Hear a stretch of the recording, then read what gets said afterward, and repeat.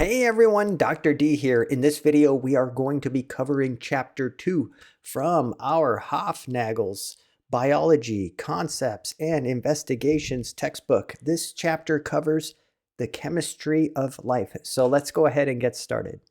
Dr. D, Dr. D, Dr. D. Dr. D, Dr. D, Dr. D. Dr. D, Dr. D, Dr. D. Explain stuff. All right, let's go ahead and get started with Chapter 2. Again, we are covering chemistry of life. So we are looking at matter. Chemistry is the study of matter. Matter is anything that takes up space and has mass. Do you guys know the periodic table of elements? The periodic table of elements, that is what matter is made up of. All these different elements on the periodic table. Everything around you is made up of matter. In fact, if you don't have matter, that's what's called the vacuum. It's like a vacuum. Think about the vacuum of space, for instance. That's devoid of matter. And just like matter makes up everything around you, it also makes up you. It makes up your body. There are certain elements that make up life. These elements include carbon, hydrogen, oxygen, nitrogen, phosphorus, and sulfur. These are the most important elements for life, although there are other elements in living organisms as well. These make up more than 96% of your body. And again, remember the definition of an element: a substance that cannot be broken down by chemical means into other substances. So if you have the element gold, you can't break that gold down into a different substance. That's the definition of an element. Again, take a look at the periodic table of elements here. Right here, you're just looking at the first 5 rows of the periodic table. And the reason you're only looking at the first 5 rows of the periodic table is because the elements that make up your body, the elements that make up a living cell, mostly exist on the first few rows of the periodic table of elements. Some of the really heavy elements at the bottom of the table, they're not really represented in living organisms. So we're focusing on some of the most important elements of life. You see these ones in dark blue here? Those are the bulk elements. That means the most abundant elements in a cell. The light blue ones are also bulk elements, but they're less abundant in the cell. And then in green, these are the trace elements, which are present, and they're necessary for living organisms, but in minute amounts. That means trace amounts, tiny amounts. And you can see here again, these are the most important elements for life. And if you're not familiar with the periodic table of elements, look at each box on the table here. Each box shows one element, including the element's full name and the element's 1 or 2 letter symbol. So for instance, take a look here at carbon. Let's zoom in on carbon. You can see here, this is the symbol for carbon, which is C. The element's name is carbon. And then I want you to see something else. There is a smaller number on top and a larger number below. We need to explore what these are. For now, I want you to remember that the small number is called the atomic number, and the larger number is called the atomic weight. So let me define these in just a moment. In order to understand what the atomic number and the atomic weight mean, first we have to look at what an atom is. This is an atom right here. They drew a representation of an atom. An atom is the smallest piece of an element that retains the characteristics of the element. So if you have the element gold, this would be an individual piece of gold. this would be 1 unit of gold, which is an atom. An atom is one piece of an element. And do you remember, if you've taken any kind of chemistry in the past, that atoms are made up of smaller components called subatomic particles? These include the protons, neutrons, and electrons. So I want you to remember that atoms are made up of subatomic particles. That means particles that are smaller than the atom. And these subatomic particles are known as protons, neutrons, and electrons. Now, look how they drew this atom. They drew it with the green and brown spots in the center, and then the purple dots outside. Those green and brown dots represent the protons and the neutrons. So what they're trying to show here is that the protons and neutrons cluster together at the center of the atom. This is known as the atomic nucleus. Protons and neutrons exist in the atomic nucleus, whereas the electrons, represented here in purple, the electrons, they are very, very, very small compared to the protons and the neutrons. They are actually 2,000 times smaller than the protons or the neutrons, and they move very fast. By the way, before I move on, the mass of a proton is roughly the same mass as a neutron, and that mass is known as a Dalton. And remember, electrons have 2,000 times less mass than a Dalton. So the electrons are very, very small compared to the protons and the neutrons. Additionally, there are different charges associated with these subatomic particles. Electrons have a negative charge. I need you to remember that. Neutrons have no charge. They're neutral.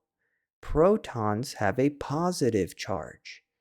And remember, I told you the mass of a proton is 1 Dalton. The mass of a neutron is 1 Dalton.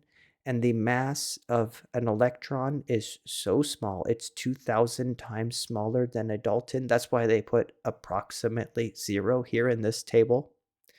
And I want you to remember that the protons and the neutrons exist at the center of the atom, at the atomic nucleus.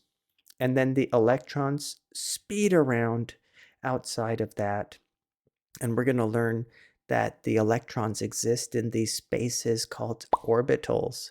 We're going to learn about that later on, but they're surrounding the nucleus. So now let's get back to this issue of what is the atomic number and how is that different from the atomic weight? Well, here you can see that the atomic number is actually the number of protons in an element. So if I look at carbon and carbon's atomic number is 6, how many protons does carbon possess? Can you beat Wicket? That's right, Wicket is always 6 protons. So you see here, boron has 5 protons, carbon has 6 protons, nitrogen has 7, oxygen has 8, and so on and so forth. This is actually very important because I want to tell you something. The atomic number, it dictates the identity of the element. So what do I mean by that? I mean that carbon has 6 protons. That's it. No other element has 6 protons total. Only carbon has 6 total protons. Only boron has 5 total protons. Only nitrogen has 7 total protons. If you don't have 6 total protons, you are not carbon. That is your identity. If you handed me an element, you're like, I'm going to hand you an element, you'll never guess, Dr. D. All I can tell you about it is that it has 6 protons. I would immediately say, well, you handed me carbon, right? Does that make sense? The atomic number tells you the identity of carbon. It is impossible to not have exactly 6 protons and be carbon, right? You have to have 6 total protons to be carbon. So very, very, very important. The atomic number tells you the identity of the element. And if you look at the periodic table of elements with me, you'll notice that it's arranged from 1 proton. Hydrogen's atomic number is 1, so it has 1 proton, and that's why it's at the top left of the periodic table. And then you'll read the table kind of like you do a book, right? So you read from the top left to the top right. Helium has 2 as its atomic number, so it has 2 protons. Then we go to the next row, just like we're reading a book, right? The next row here, lithium. Lithium has 3 protons. Beryllium has 4 protons. And we just read like a book. Boron has 5. Carbon has 6. So do you see why the elements are arranged like this? The element with 1 proton is at the top left. And then we read them like a book, and it gets heavier and heavier and heavier. So the elements at the bottom right of the periodic table are the heaviest elements. So look at this one over here, xenon. Xenon, its atomic number is 54. So again, Wicket, how many protons does xenon have? That's right, 54.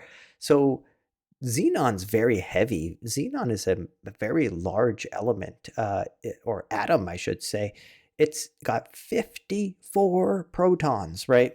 So it's a very large element. Anyway, so that's why it's important to understand the atomic number. It's the smaller number on the periodic table. It tells you immediately what you need to know about how many protons the element possesses.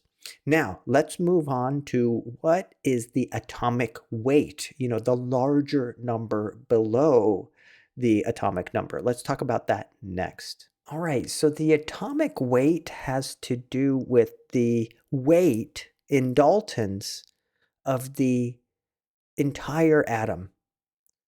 Do you remember that each proton has the mass of 1 dalton? Each neutron has the mass of 1 dalton, and each electron has the mass of 1/2000th of a dalton. So if I were to ask you, let's ask Wicket, let's ask you, if a dalton is the same mass as a proton or a neutron, then what is the total mass in daltons of this carbon atom? You see, this is carbon. I know. How do I know this is carbon? Look, I know this is carbon, even though it doesn't say carbon anywhere. I know this is carbon because it has 6 protons, and only carbon would have 6 protons. So I know this is carbon.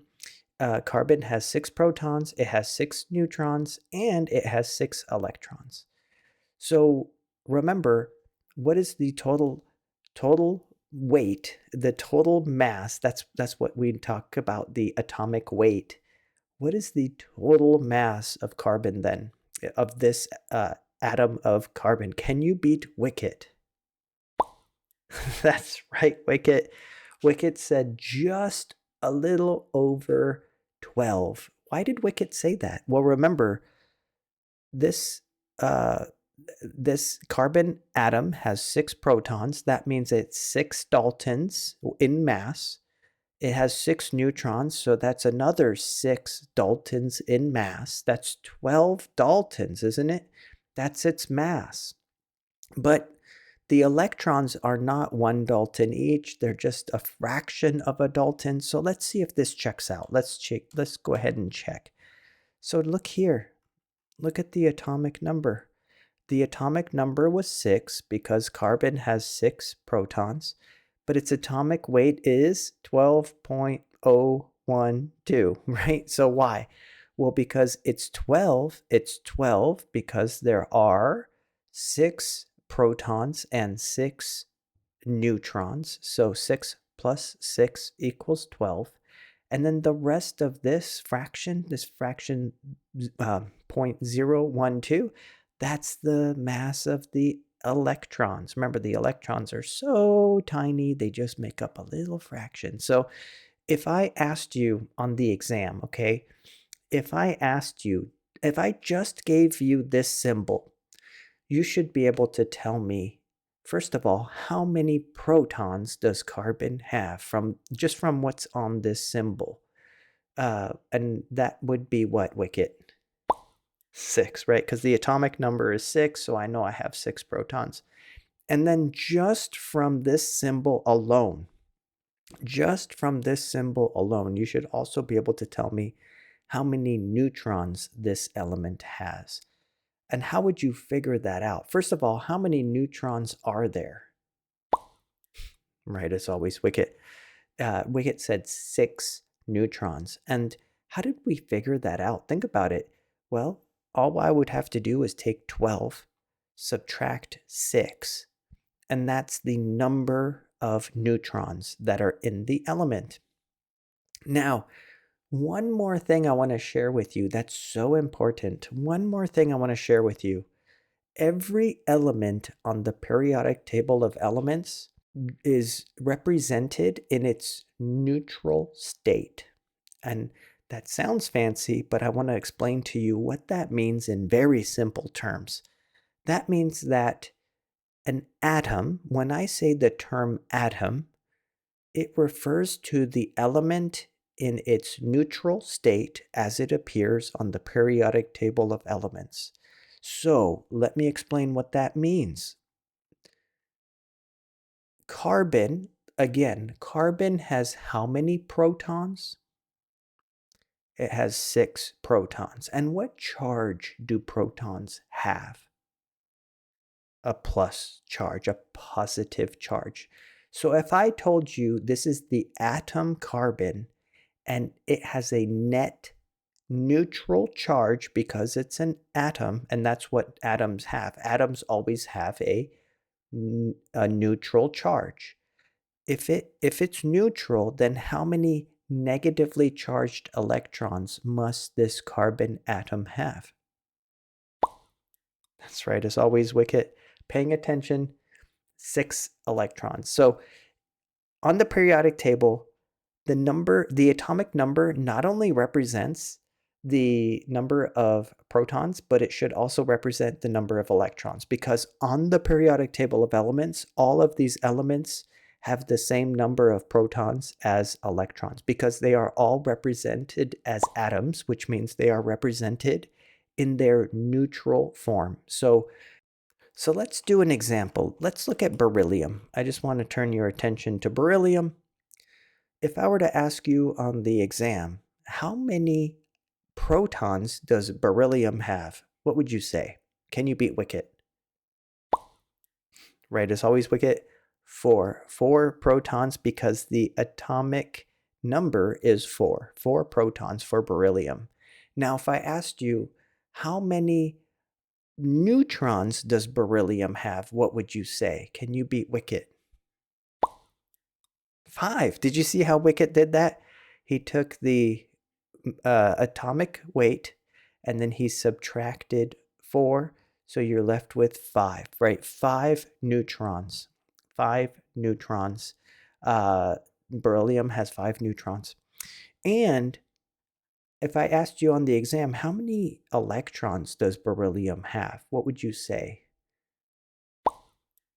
That's right, Wicket. Again, 4, because it appears on the periodic table of elements. You can assume it is an atom, which means that whatever the number is of protons, it has to have the same number of electrons to cancel out the charges to make it neutral. So 4, okay?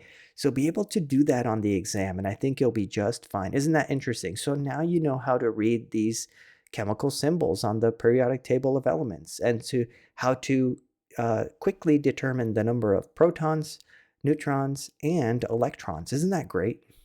Next, much like the atomic weight, there is a term known as the mass number, and this number simply refers to the total number of protons and neutrons in its nucleus.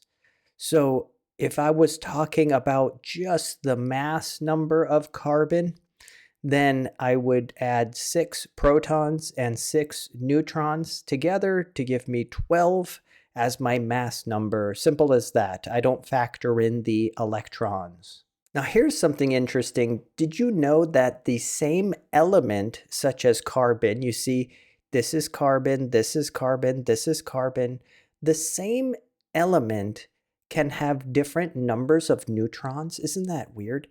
So for instance, look at this. This element on the left is known as carbon 12. You know why? Because its mass number is 12. And do you guys remember what the mass number refers to? It refers to the number of protons and neutrons. So in carbon 12, you have 6 protons and 6 neutrons. Fair enough.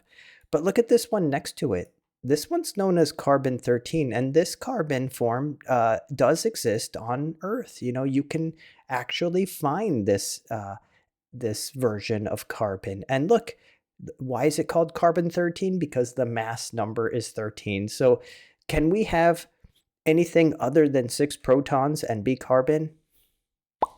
No, that's right. Wicket was paying attention. So we have to have 6 protons to be carbon, but how could we sum to 13? That means we have to have 7 neutrons because 7 plus 6 is 13. And check this out on the far right here. This one is called carbon 14. And in this case, you still have 6 protons because you are carbon. But in this case, you have 8 neutrons because 8 plus 16 equals 14. So isn't that neat? All 3 of these are different versions of carbon, but they are known as isotopes. This term isotope is important. It refers to the same element, but with different numbers of neutrons. And yes, sometimes isotopes can be radioactive. For instance, carbon 14 on the right is known for being radioactive as well. All right, so that leads us to our first clicker question for chapter 2. The atomic weight of nitrogen is very near 14, indicating that most nitrogen atoms have a mass number of 14. How many neutrons does the average nitrogen atom have? So let's take a look. Here's nitrogen. It has a smaller number here, 7, which refers to the atomic number. So how many protons does nitrogen have? That's right. That's right, Wicket. 7 protons. And if the atomic number, or I should say, the atomic weight is close to 14, that means it has 14 minus 7 neutrons. And so the answer should be 7. That's right, because 7 plus 7 is 14. So be able to do that on the exam. All right, next question here. Where in an atom are the protons, neutrons, and electrons located? Remember, the protons and neutrons exist at the atomic nucleus, while the electrons are located buzzing around very, very quickly outside of the atomic nucleus in these areas called orbitals. We're going to talk about that later. Next, we're going to talk about chemical bonds. Chemical bonds are responsible for linking different atoms together.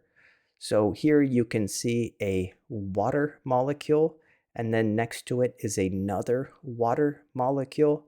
And each one of these water molecules has an oxygen, shown in red, bonded to 2 hydrogens, shown here in gray. So you have a water molecule, H2O, and next to it another water molecule, H2O. And these 2 water molecules can even interact as well. We're going to talk about how the 2 water molecules interact, but just foreshadowing, it's called a hydrogen bond. So we're going to talk about different types of bonds. But in order to understand how chemical bonds form, first we have to understand how the electrons orient themselves around different atoms and how the electrons fill these orbitals and these shells I told you about. The reason this is important is because, let's read this together. The number and distribution of electrons around an atom determines whether and how the atom will react with other atoms. So you have to look at the electrons surrounding an atom in order to understand how that atom is going to bond with other atoms. Isn't that neat? So we have to understand how the electrons work before we can understand how molecules form and how these different atoms bond together. So these electrons, they exist in energy shells and orbitals. Shells exist at various distances from the atomic nucleus. The shell farthest from the nucleus is important for bonding. This is known as the valence shell. In order to better understand how electrons fill these spaces around the atomic nucleus, I'm going to take you to the board for a thorough explanation. Now let me explain something very important about an atom. And this is with regard to the electrons. Do you guys remember how I mentioned that the electrons live in a cloud quite far from the atomic nucleus?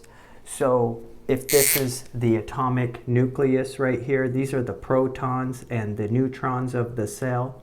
I said that the electrons exist in this cloud that takes up a lot of space. Remember the rest of Cowboy Stadium outside of that. But that's only half the story. What you need to know is that only 2 electrons can exist in any one 3-dimensional space. And these 3-dimensional spaces are called orbitals. So again, 2 electrons for every orbital. An orbital is a 3-dimensional space. But do you remember the other term we learned about electrons and where they live? They were called shells. Do you remember that term, a shell? What I need you to know is that a shell and an orbital are not the same thing. A shell is a layer.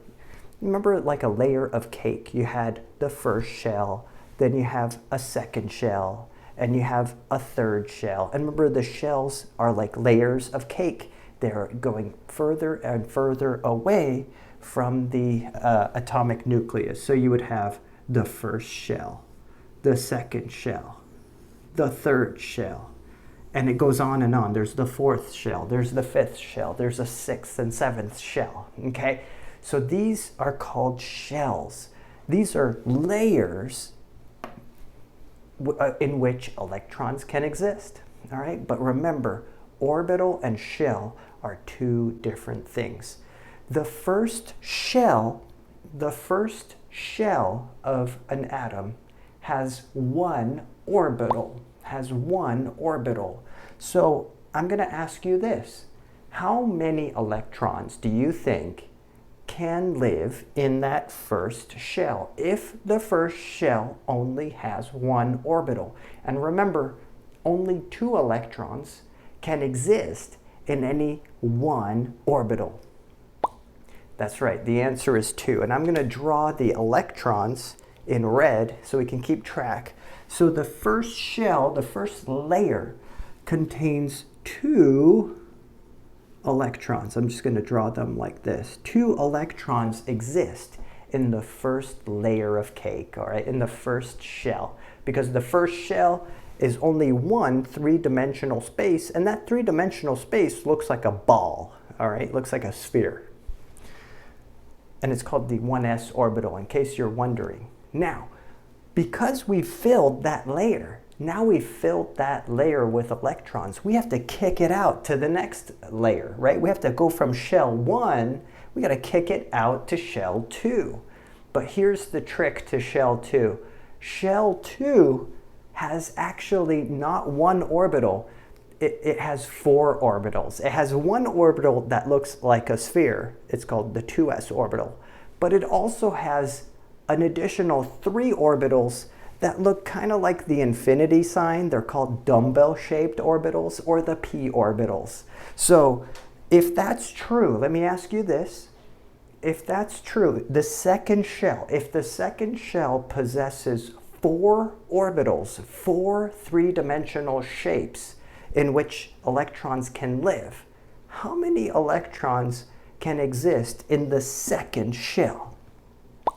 That's right, because there's 4 orbital, and each orbital can hold 2 electrons in that three-dimensional space. It's 8. So we're going to draw 8 little dots for our 8 electrons in the second shell. So the second shell can house 8 total electrons before becoming totally full. All right, great.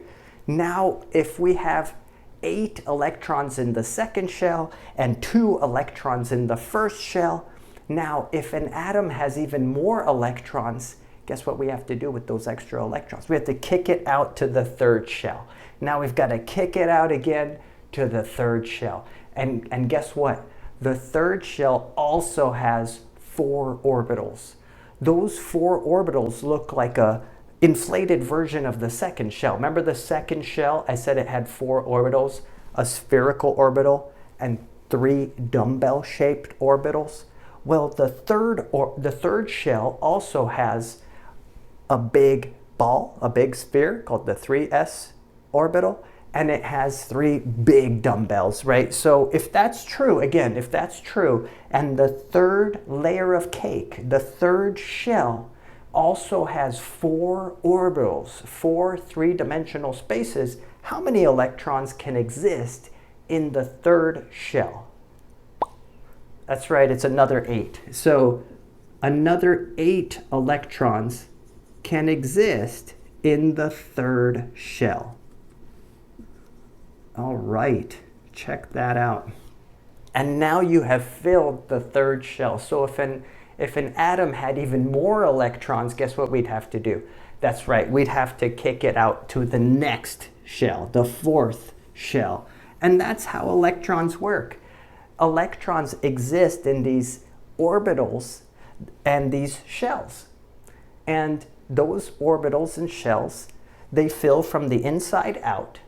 And the more electrons an atom possesses, the more shells it's going to have, right? So the bigger the element is, the heavier the element is, the more protons an element has, that means it has more electrons. So the bigger the element with the more protons, you're going to have more electrons and you're going to have more shells, right? So this is how it works. And by the way, I need to define a term for you real quick.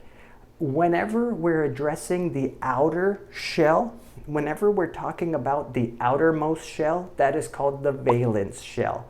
So if there was 1 electron, look at this.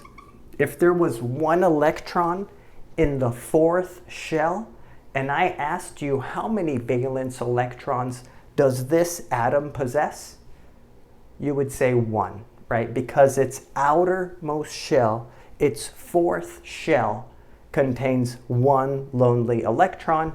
So this atom has 1 valence electron. So just keep in mind, valence electrons are the outermost shell electrons. All right, welcome back from the board. So now if we go back to the periodic table of elements, you can see why it's laid out in the way that it is. Look at the different rows on the periodic table of elements. See, this is the first row with hydrogen and helium.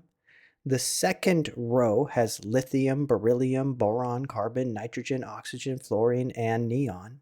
And then you have the third row, which starts with sodium, and then the 4th row, which begins with potassium. Take a look here. I just want you to see, why are these rows represented the way they are? What makes a row?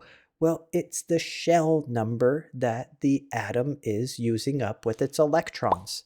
In the first row with hydrogen and helium, we only have one shell of electrons. That means we have the 1s orbital, we have that one orbital, and we can only house 2 electrons.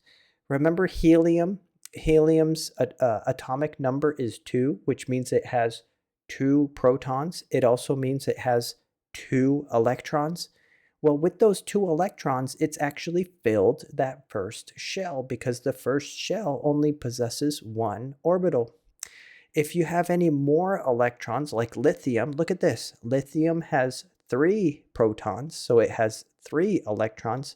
That third electron must kick out to the second shell, and it starts filling the second shell. And that's why we have the second row on the periodic table of elements. Isn't that neat? So, and do you remember from my board discussion just a second ago, how many different orbitals exist in the second shell, the second layer of cake? Can you beat Wicket? That's right, Wicket. 4 orbitals exist in the second shell. Each orbital can house up to 2 electrons. So look, 1, 2, 3, 4, 5, 6, 7, 8. 8 electrons can exist in the second shell. And if you have another electron, then you have to kick it out to the third shell. That's where sodium comes in. Sodium's got 1 electron in the third shell. And remember, the third shell also has 4 orbitals. So there are 1, 2, 3, 4, 5, 6, 7, 8 electrons that can exist in the third shell. Isn't that neat, right? So a couple more things to keep in mind. One is, do you remember I told you this term valence? You should know what that term means. Valence means the outermost shell. Think of it as the outer shell of electrons. So let me ask you this. Can you get this right on the exam, and can you beat Wicket? Okay, so look at lithium here. Look at lithium. If I asked you on the exam, how many valence electrons does lithium have?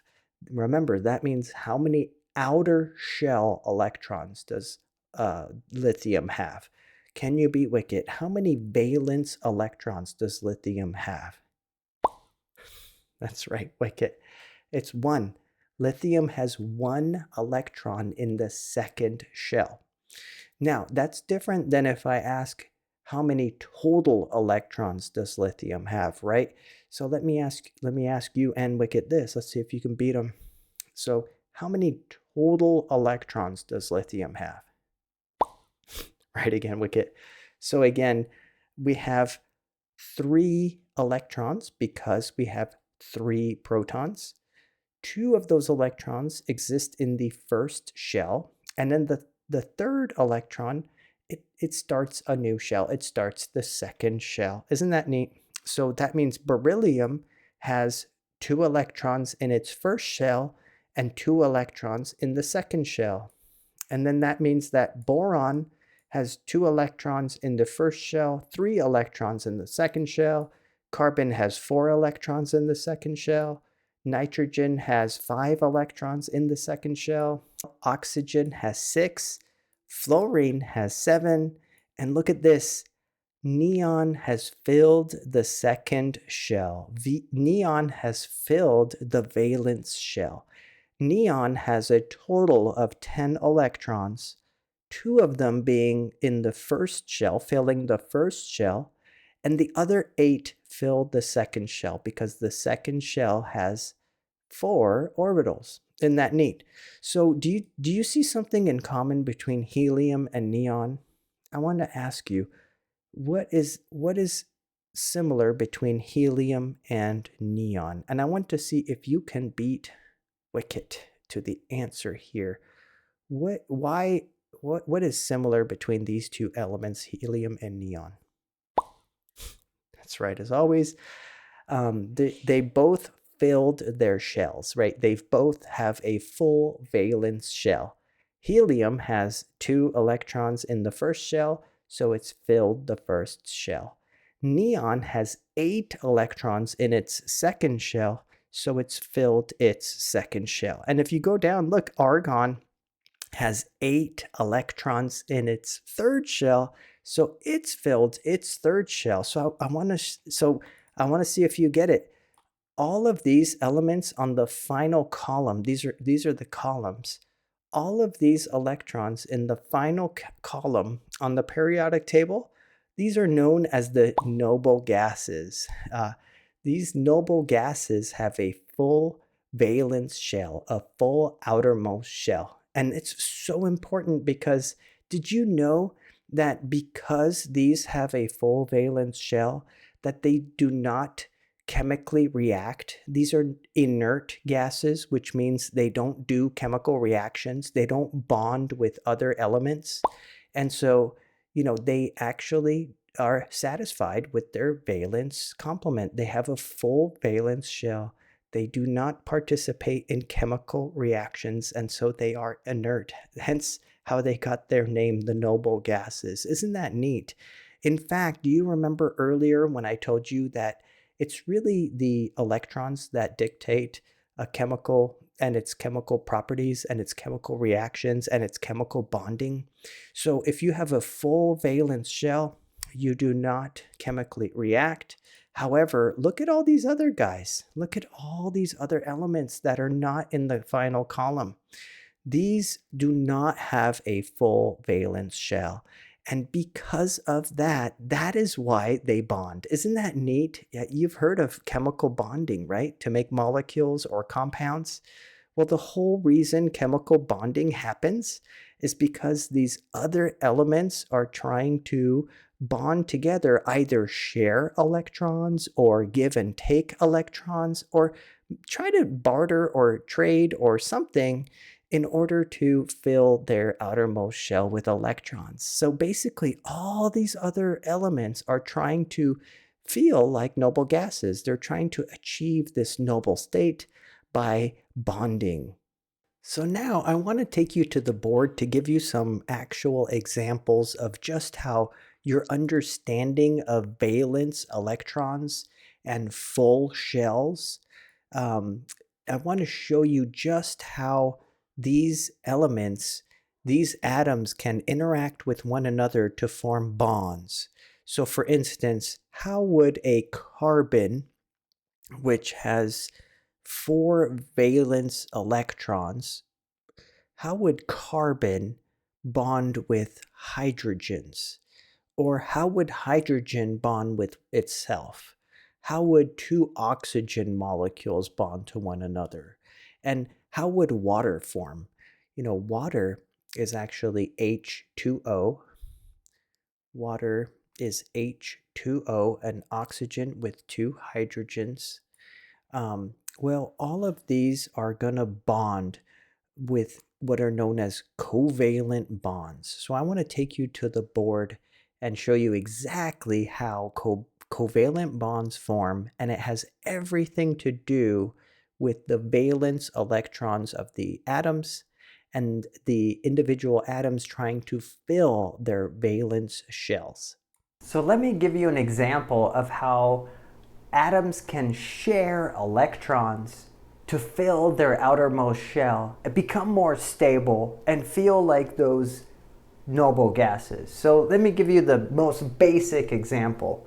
Do you remember your friend hydrogen? H for hydrogen. Remember, it only had 1 proton. So how many valence electrons does hydrogen have? Well, it only has 1 electron, right? Now let me ask you this. Does hydrogen have a full valence shell? No. It can house 1 more electron in that shell. Does that make sense? Remember, because hydrogen has 1 valence electron, that means it's in the first shell. The first shell can house 2 electrons. So hydrogen wants 1 more electron to fill its outermost shell.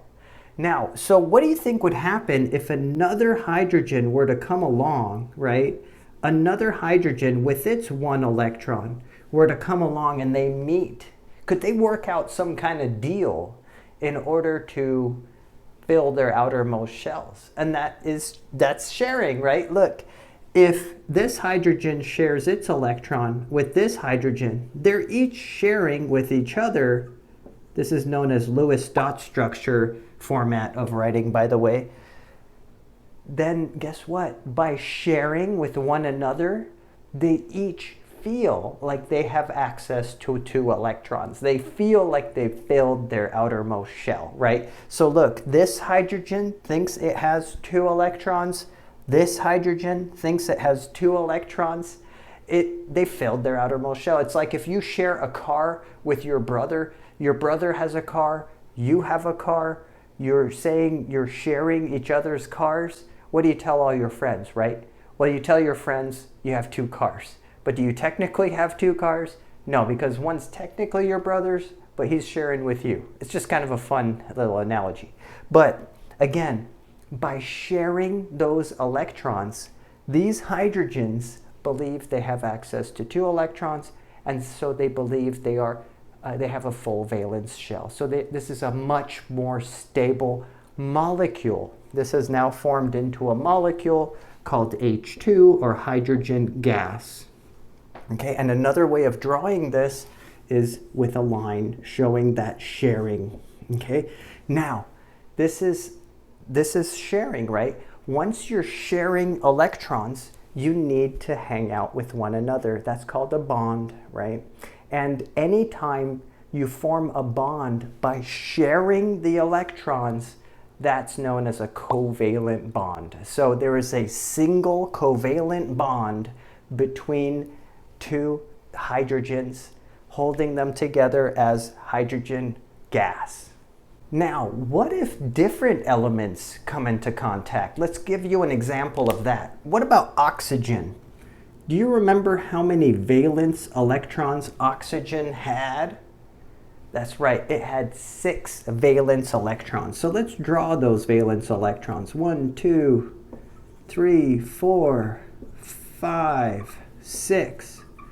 Okay, 6 valence electrons for oxygen. So is oxygen satisfied? Has it filled its outermost shell? Has it filled that second shell with electrons? Or could it have more? It could have more, right? Because remember, the second shell can house 8 electrons. So 2 more. Oxygen is looking for 2 more electrons. Now, what happens if a hydrogen floats by? A hydrogen with its single electron, could they maybe work out some kind of deal? Well, yeah, look. The oxygen could say, hey, hey, hydrogen, I'll share this electron if you share yours, right? And now they're sharing. The oxygen is sharing an electron with hydrogen, and hydrogen is sharing an electron with oxygen. So there's a covalent bond formed between the oxygen and the hydrogen. Now, hydrogen is satisfied, isn't it? Hydrogen's satisfied. Hydrogen's happy. It has access to 2 electrons. Hydrogen's great. But what about oxygen? Is oxygen full yet? Let's count. Oxygen believes it has access to 1, 2, 3, 4, 5, 6, 7 electrons. Close but no cigar, right? So one more hydrogen floats along. Here's another hydrogen. Can they work out a deal? Yep. Oxygen will share this one. Hydrogen will share that one. And they are sharing. Now, isn't everyone happy? Let's take a look. This hydrogen has 2 electrons. This hydrogen has 2 electrons. And the oxygen sees how many?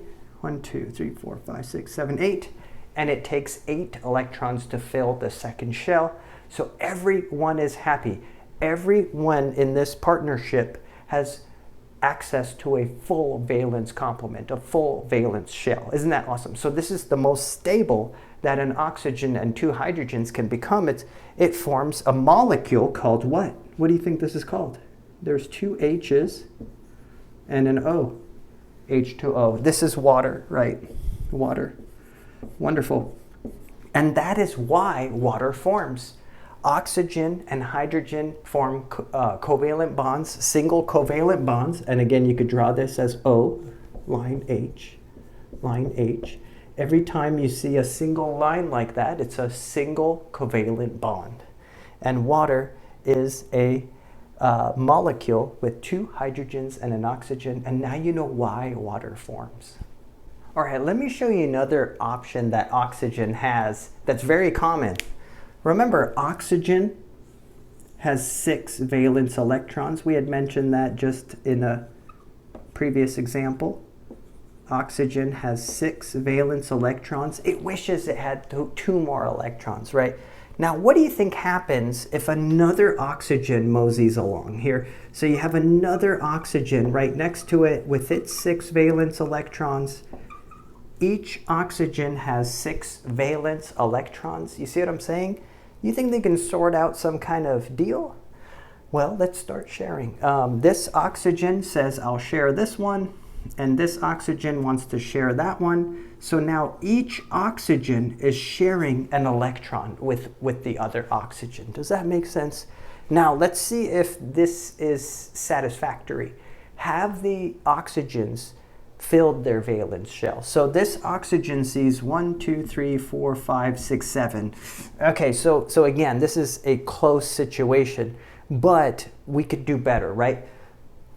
If this oxygen were to share another electron, and this oxygen were to share a second electron, now what do we have? Have the oxygens filled their valence shell? Let's see. Oxygen sees 1, 2, 3, 4, 5, 6, 7, 8. This oxygen sees 1, 2, 3, 4, 5, 6, 7, 8. They filled their outermost shell. But did you see what happened? Each oxygen had to share 2 of its electrons with the other partner. And so this forms a molecule. Isn't this sharing too? That's sharing, isn't it? So these are covalent bonds.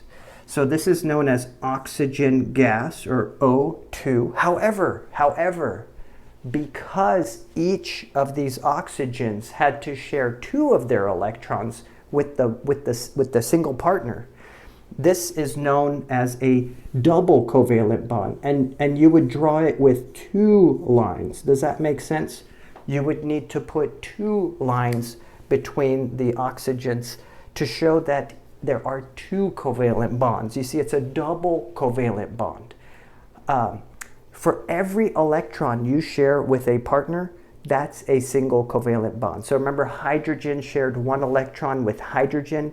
That's a single covalent bond for hydrogen gas. But here, oxygen is sharing 2 electrons with another oxygen, so that's actually a double covalent bond.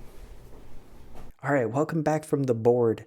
So now you know that covalent bonds form between elements, and it involves sharing of unpaired electrons. Take a look at methane. Methane is a carbon shown here in black and 4 hydrogens shown in blue. Remember that methane formed covalent bonds between carbon and those hydrogens. And then down here we have water, which is oxygen with 2 hydrogens sharing those electrons until everyone has filled its valence shell. But did you know that just because you're sharing electrons doesn't necessarily mean that you're sharing the electrons evenly? There could be uneven sharing going on when molecules form covalent bonds. And it has everything to do with this concept of electronegativity. I'm going to explain this. Electronegativity is defined as the measure of an atom's ability to attract electrons. If an element has a high electronegativity, this means it's more of an electron hog than an element that has a low electronegativity. So for instance, carbon and hydrogen have similar electronegativity. They have similar greediness for electrons. You could think of it that way. And so they end up sharing the electrons evenly. The electrons spend just as much time with the carbon as they do with these hydrogens. So that is an even sharing of electrons. However, look below. In this water molecule, did you know that water, there's uneven sharing of electrons? You want to know why? It's because the oxygen in water, the oxygen shown here in red, has a higher electronegativity than hydrogens. So the oxygen actually draws those electrons closer to it, okay? And so there's uneven sharing that's going on. In fact, let's take a look at this table right here. This table is from the periodic table, but what it's really showing you is electronegativity. Remember, this is an atoms or elements greediness for electrons. It's affinity for electrons. Did you remember that I said that carbon and hydrogen have about the same electronegativity? Hydrogen has a 2.2 score for electronegativity, and carbon has a 2.6. So that's very similar, isn't it? And because it's so similar, that means that when covalent bonds form between carbon and hydrogen, these covalent bonds are sharing the electrons evenly. However, look at oxygen. Oxygen has a whopping 3.4 score for electronegativity. So when water forms between oxygen and hydrogen, remember oxygen is more electronegative. So let me ask you, if you can beat Wicket, who is going to hog the electrons in water where oxygen and hydrogen are sharing electrons? Is it the oxygen that is going to draw those electrons closer to it, or is it the hydrogens? You know, that every time he's right. It's the oxygen. Oxygen is known for being very electronegative. Oxygen is quite greedy for electrons. So yes, when oxygen and hydrogen share those electrons forming covalent bonds, that electronegativity difference causes the electrons to spend more time with the oxygen, with an uneven sharing of electrons. Let's head over to the board and look at this a little bit more closely. So now let's talk about types of covalent bonds. There are different aspects of how covalent bonds behave between different atoms. And I just want to share this concept with you. Again, if hydrogen has one valence electron and another hydrogen has one valence electron, remember what they do when they come into contact, they share. So this hydrogen shares an electron with this one, and now a single covalent bond has formed. So now let me ask you this. Hydrogen is sharing with hydrogen. So are those electrons going to be shared evenly among the two? Remember, the electrons are not stuck in the middle like this. I know this is a Lewis dot structure, and it looks like the electrons are stuck in the middle, but they're not. The electrons can be anywhere in those orbitals, right? So both electrons could be here 1 second, then the next split second, one electron might be over here and one electron's over there. The next split second, both electrons are over here. So the electrons are pretty much anywhere in this cloud. But let me ask you this. If these two hydrogens are sharing these two electrons, and they're both equally greedy for the electrons, are those electrons going to spend too much time with this hydrogen? Probably not. Are they going to spend too much time with that hydrogen? Probably not. So the electrons are going to be shared evenly. So imagine this. Again, remember my example with sharing a car with your brother? If I have a car and my brother has a car, and we're sharing the cars, if we're both equally needy of a car and equally greedy for the car, we're both going to spend the same amount of time with the cars. Does that make sense? Okay, so this means that the electrons are shared evenly. Anytime electrons are shared with the same element, two of the same element, they're going to be shared evenly. So if electrons are shared by two hydrogens, the electrons are shared evenly.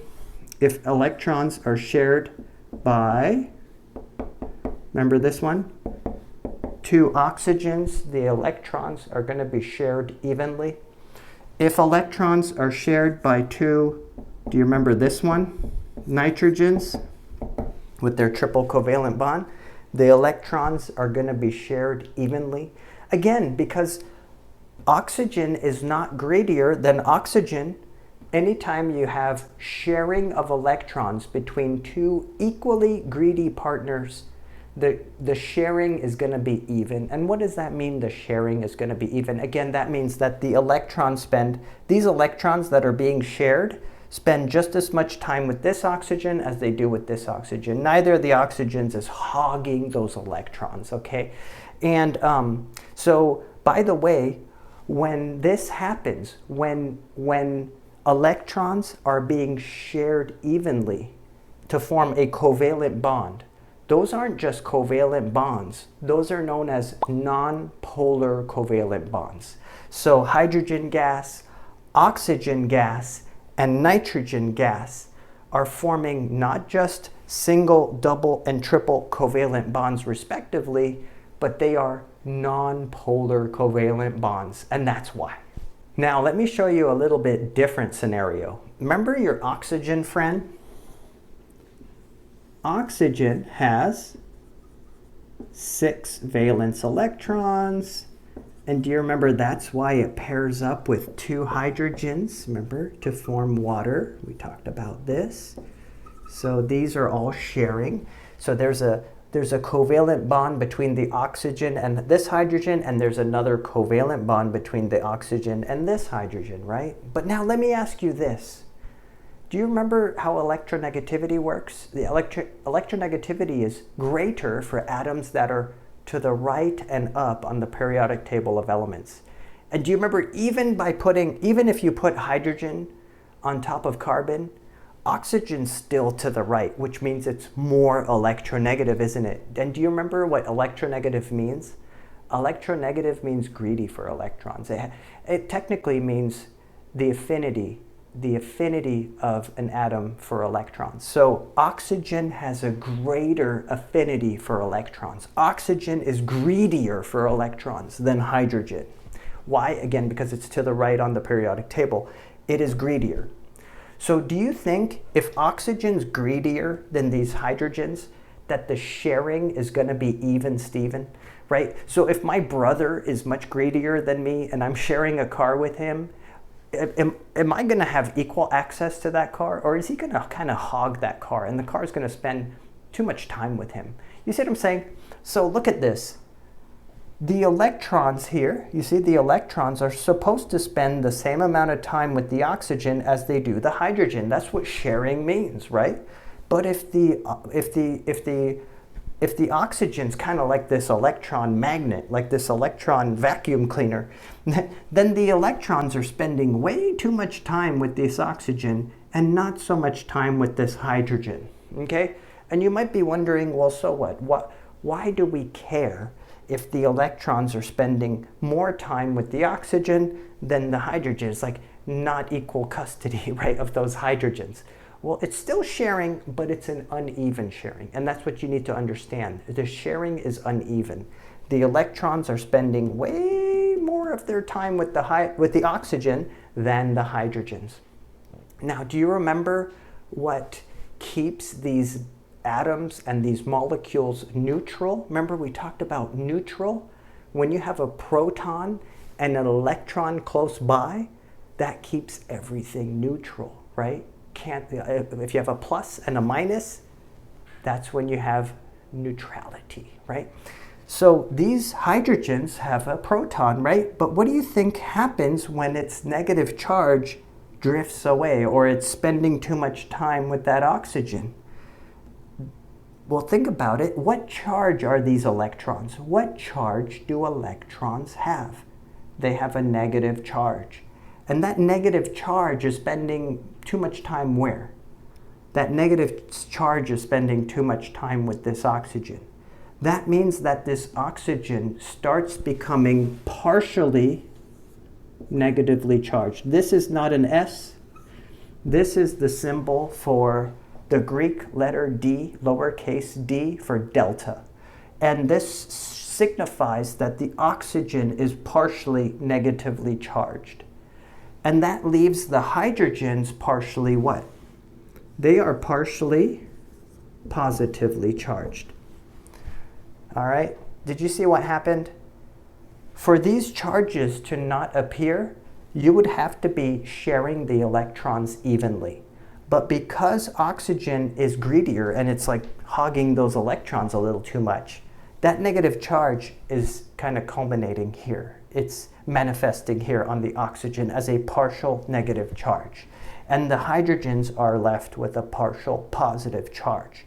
And this is known as not just a covalent bond, but because it's uneven and it's forming these poles, this is known as a polar covalent bond. And yes, this is why some molecules are called polar molecules. You ever heard that water is a polar molecule? Well, now you know why. Now, are you ready for a tricky example here? All right, let's think about this one. If we have carbon, and do you remember that carbon has 4 valence electrons? How many electrons does carbon need to fill its shell? Carbon needs 4 more electrons to fill its shell, right? Remember, it's half full. It has 4 electrons. It needs 4 more. So what do you think happens if a hydrogen floats by? Yes, that's right, they can share. Is carbon happy? No, not yet. So what if another hydrogen were to share? It's more happy. Another hydrogen could share, and a 4th hydrogen shares. So look at this. This is a carbon filling its outermost shell by sharing with 4 hydrogens. You see, carbon can form 4 bonds because it needs 4 more electrons. That's why carbon can make 4 bonds, right? So this is a molecule called methane. And methane is CH4, okay? Now let me ask you this. Are these covalent bonds between the carbon and the hydrogen? Yes, they are covalent bonds. But now this is the part which requires you to recall. Are these polar covalent bonds or non-polar covalent bonds? Exactly, they are non-polar covalent bonds. Why? Because of that very important exception I needed you to remember, that carbon and hydrogen have roughly the same electronegativity. They are equally greedy for electrons.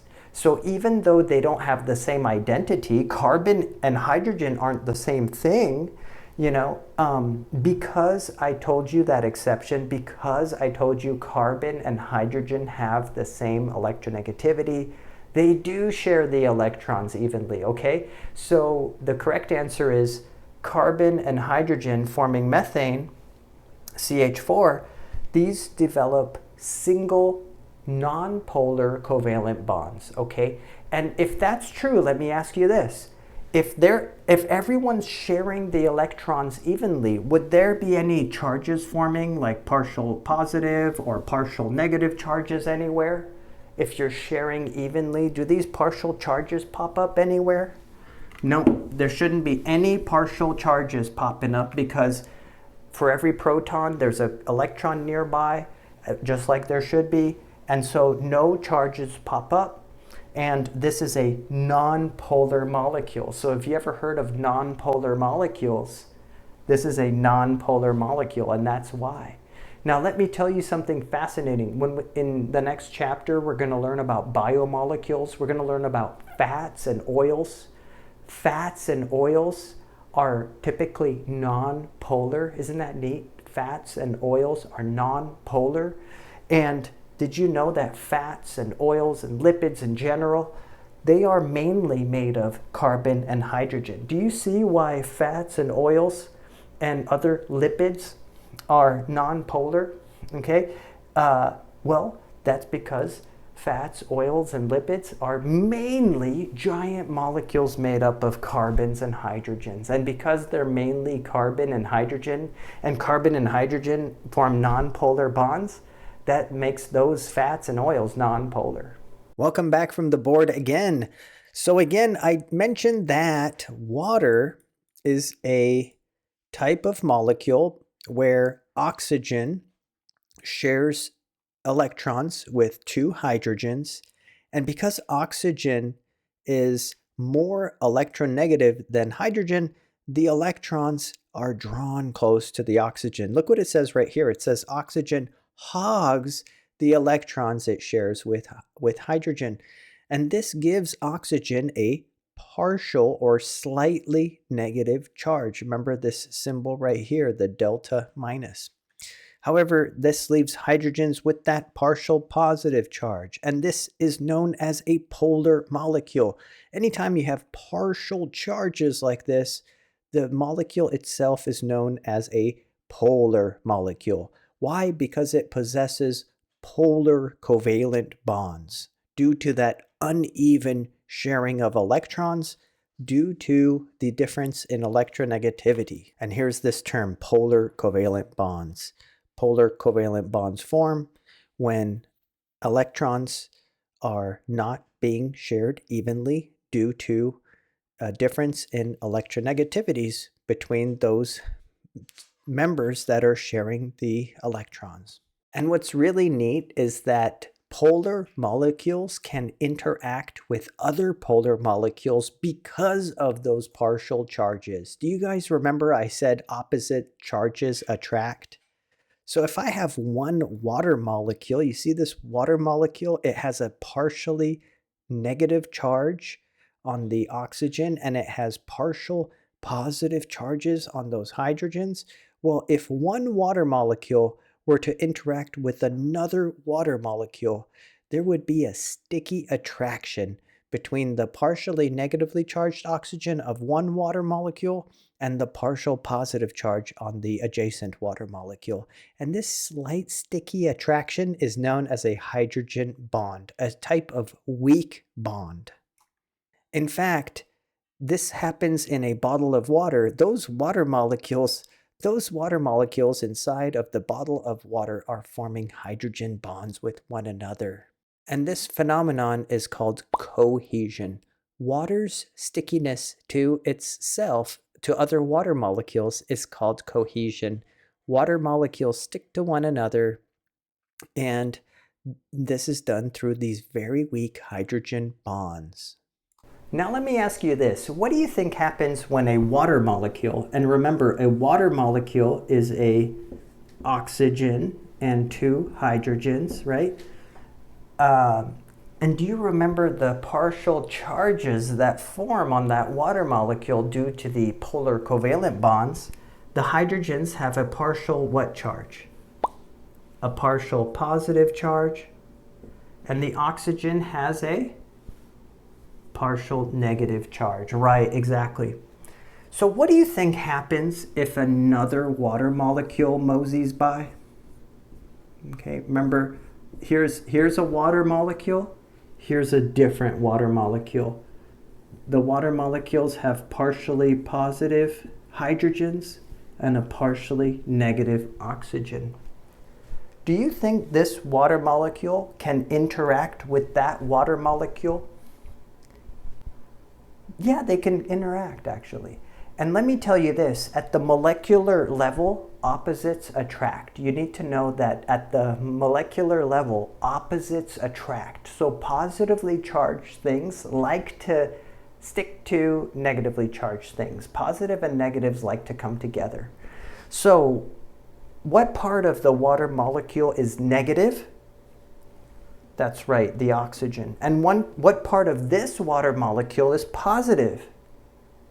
That's right, the hydrogen. So do you think this hydrogen, which is partially positively charged, might want to stick to and interact with this oxygen that is partially negatively charged? That's exactly right. They will kind of stick to one another. It's a loose stickiness. It doesn't make it a bigger molecule. By the way, so it's a type of bond, but it doesn't make this like a big molecule. It just means this molecule of water likes to stick a little bit to that water molecule, okay? And why do they like to stick together? Well, because this partially positive charge wants to hang out with this partially negatively charged. And that stickiness is denoted as a bunch of dots, right? So when you see little dots like this, when you see little dots like I drew there, that means there's a little bit of stickiness between oppositely charged partial charges, right? And that's known as a hydrogen bond. Okay. A hydrogen bond. Isn't that neat? A hydrogen bond formed between the two water molecules. So it's like it's a very weak bond. Hydrogen bonds are weak interactions. Now, let me ask you this. Would two water molecules want to interact in this fashion with the oxygens pointing to one another? Let me ask you that. Would two water molecules want to have their partially negatively charged oxygens stick to one another? No, they wouldn't. The oxygens would not want to interact, and hydrogens would not want to interact either, right? So look, the hydrogens would not want to interact. The oxygens would not want to interact between different water molecules. So if this were to happen, this water molecule would flip around, right? It would flip around and put its hydrogen here. Okay, does that make sense? Because its hydrogen's partially positive, the oxygen's partially negative, and how do we denote a hydrogen bond? That's right, little dots, right? So hydrogen bonds, and this water molecule would flip around too, right? This water molecule would flip around where the oxygen's over here, and that partially negatively charged oxygen would stick to the partially positively charged hydrogen. And so water molecules, because they are polar, they will stick to one another. So polar molecules can stick to other polar molecules. And that's because of those partial charges. And the partially positive charge of one polar molecule will like to stick to the partially negatively charged of another water molecule. Does that make sense? And that stickiness of water molecules to one another has a name. When water molecules stick to one another by hydrogen bonding with one another, this is called cohesion. All right, next, let's talk about another type of bond that forms between elements. But this type of bond does not involve sharing of electrons, and this type of bond occurs between elements that have an extreme difference in their electronegativity. So for instance, look at column 1 on the periodic table. Let's talk about sodium, for instance. Sodium has a very low electronegativity of 0.9. What if sodium atom, like this depicted on the left, what if sodium atom were to encounter chlorine atom on the right? Look, chlorine has an electronegativity of 3.2, while sodium only has an electronegativity of 0.9. You see how that's a high difference in electronegativity? In this case, do you know what happens? Something very interesting happens. Chlorine outright steals the valence electron from sodium, and sodium is left lacking that electron. So let's go to the board and I'll explain this in a little bit more detail to explain how this process works. So now let me show you a different scenario with a different outcome, with a different arrangement, all right? This here is sodium atom, Na. And remember, sodium is in the first column on the periodic table, so it has one valence electron. Chlorine is in the second last column, so it has 7 valence electrons. Chlorine just needs one more to fill its shell. However, let me ask you this. How many more does sodium need to fill its shell? So think about that for a second. Sodium needs 7 more, and chlorine only needs 1 more. Now, what do you think would happen? Let's think about this. I asked my students to think about this, right? So imagine if sodium comes close, right? Sodium comes close.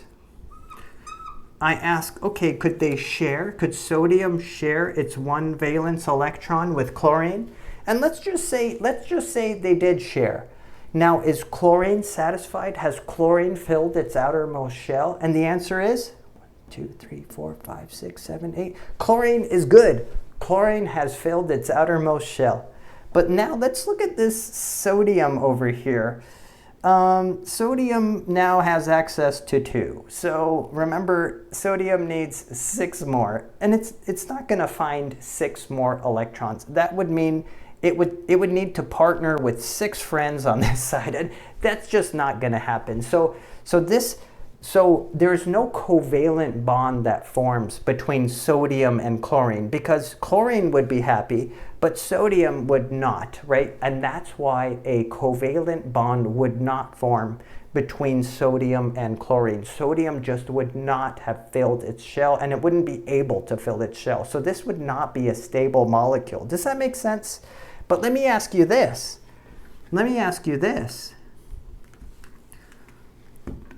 What would happen if sodium, which has 1 valence electron, what if sodium just said, hey, why don't you just take my electron, take it, it's yours. Think about that for a second. So not sharing, this is not sharing. Sodium literally gives its electron to chlorine. So sodium gives its valence electron to chlorine. So let me ask you this. What happened to the 3rd shell of sodium? That's right, it's gone.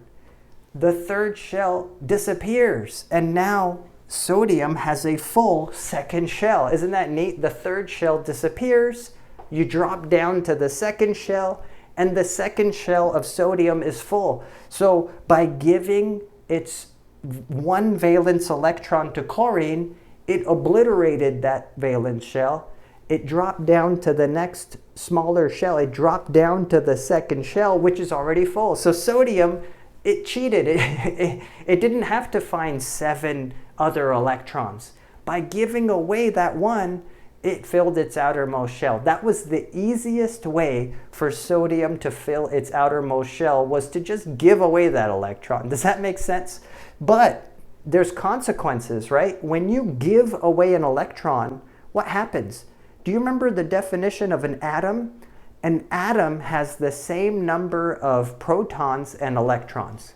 Okay? So the only reason sodium was an atom and sodium had no charge is because it had the same number of protons and electrons. Does that make sense? But what did it just do? It just gave chlorine an electron. So now, doesn't it have 1 more proton than it does electrons? It just gave away a negative charge. It just gave away an electron. So what charge is left over? It has 1 positive charge. Sodium has 1 positive charge. Not a partial positive charge, a full-on positive charge. So sodium has a positive charge. And look at chlorine. Chlorine just gained an electron. It outright stole that electron. Does that make sense? So chlorine has what charge? Chlorine has now an extra negative charge. So chlorine becomes what's called chloride, which is a negatively charged, right? A negative charge entity. So now let me ask you this, just to test your understanding. Is sodium still called an atom? No, because remember, by definition, atoms have an equal number of protons and electrons. So sodium is now called an ion, and chlorine is now called an ion as well. So this is not called sodium atom anymore because it does not have an equal number of electrons and protons. It is called sodium ion, and this is called chloride, which is an ion as well, or chlorine ion, which is known as chloride. And by the way, a positively charged ion is known as a cation, and a negatively charged ion is known as an anion. One way I tell my students that they can remember that is that, you know how I love my cats Gizmo and Wicket, right? Everyone knows that. Well, I always remember that cats are a positive thing, right? I even had a student tell me that paws, you know, like cats have paws. So cats are a positive thing. So cations are positive charges. Anyway, it's a silly mnemonic device, a silly trick to remembering that, you know, positive charges are cations.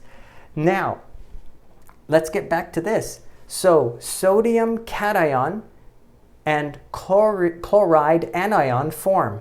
Now, what do you know about opposite charges? What did I tell you about opposite charges? Opposite charges attract in chemistry. In chemistry, opposite charges attract. So sodium is positively charged, chloride is negatively charged, and guess what? Simply because they have opposite charges, they snap together, all right? They snap right together. And that is formed an ionic bond. So is this a covalent bond? No way. There's no sharing going on. Covalent bonds are about sharing. This is an ionic bond because it's the bond that forms between oppositely charged ions. Again, welcome back from the board. I just got done talking about how the ionic bonds form between the members of column 1 and column the second last column on the right. And that's because of that huge difference in electronegativity. Remember, one atom loses an electron and becomes positively charged. It becomes a cation. That's sodium, or whoever's in column 1. And the other atom gains the electron and becomes negatively charged, an anion. And chlorine becomes chloride. And because of this positive charge on sodium, ion, and negative charge on chloride, those two ions are now attracted to each other, forming an ionic bond. So an ionic bond is simply the attraction between a cation and an anion. If a cation and an anion come together, they will form an ionic bond, and that's all an ionic bond is. Again, do you see how this works? Sodium has 1 valence electron. Chlorine has 7. Chlorine needs 1 more to fill its shell. However, when sodium loses or donates that electron, that outer shell disappears, and now sodium has a full valence shell because it has dropped down to its second shell. The third shell disappears when that electron is given up, right? So isn't that interesting? By donating an electron, sodium figured out a way to make its third shell disappear and achieve a full outermost shell. Isn't that interesting? So that's why it works. That's how these ionic bonds work. Sodium actually gives its electron away, so it loses that outermost shell. All right, and this leads us to clicker question number 2. Nitrogen has 3 vacancies in its outer electron shell, right? Because it has 5 valence electrons. It needs 3 more to fill its shell. What type of bond? Hey, we have a visitor, Wicket. What type of bond might nitrogen form with hydrogen? How many hydrogen atoms would 1 nitrogen bind? So again, remember, nitrogen has 5 valence electrons. It needs 3 more, and so it will bond to 3 hydrogens. Does that make sense? So it will form the molecule NH3. So let's see, what type of bond might nitrogen form with hydrogen? I would say a covalent bond, and this is simply because, the difference in electronegativity, let's take a look here, the difference between electronegativity between nitrogen and hydrogen is, there is a difference, but it's not that different. So nitrogen isn't strong enough to steal electrons from hydrogen.